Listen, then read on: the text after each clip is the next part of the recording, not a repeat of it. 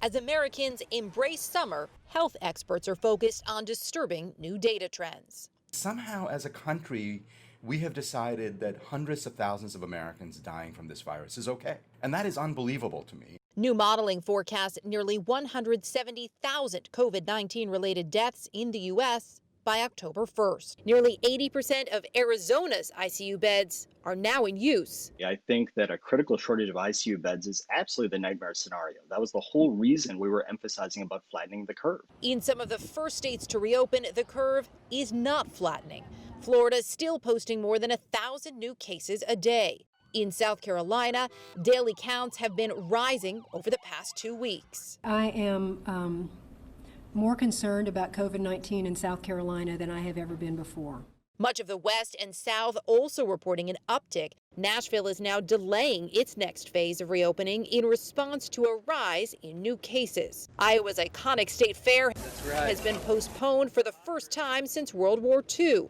No butter cows and no campaigning. New research from the UK boosting the case for wearing a mask, noting widespread use could help avoid a second wave. And it's consistent with several other studies, which essentially show that if you've got the majority of people wearing masks, the virus really has no place to go. And in Chicago, a successful double lung transplant for a woman in her 20s who spent 6 weeks on a ventilator battling the virus. Yesterday, she smiled and told me just one sentence. She said, "Doc, thank you for not giving up on me." A bit of hope in uncertain times. Erica Hill, CNN, New York.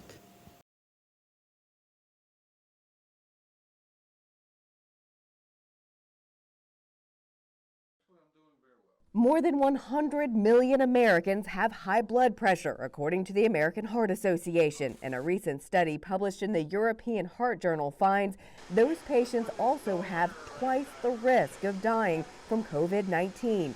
Researchers studied records of more than 2,800 patients treated in Wuhan, China. One of the study's lead authors says nearly half of the patients who died had high blood pressure, which was a much higher percentage compared to those who only had mild COVID-19 symptoms.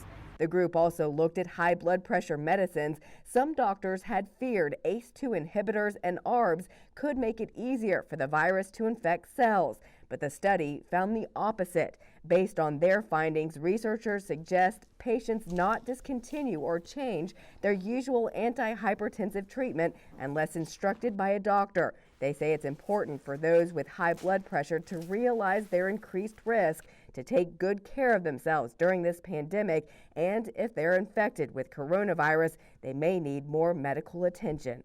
For today's Health Minute, I'm Mandy Gaither.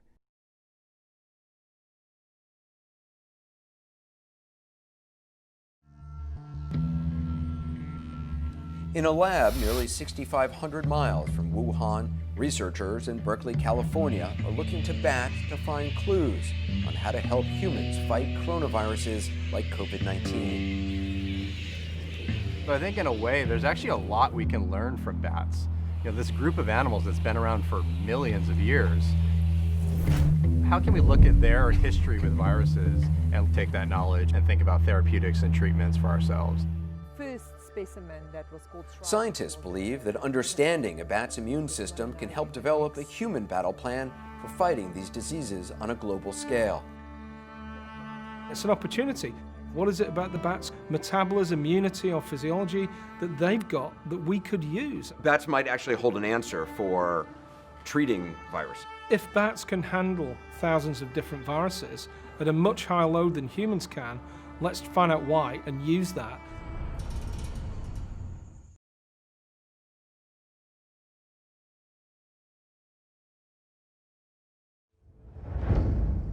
Scientists believe COVID-19 may have had its roots in a community of horseshoe bats in southeastern China. These particular bats represent a very small subset of horseshoe bats, all named for the shape of their noses. In fact, there's incredible diversity among bat species. Bats can be found living all around the world on every continent except Antarctica. However, the diversity and unique abilities of bats is also what makes them tough to contend with when it comes to disease.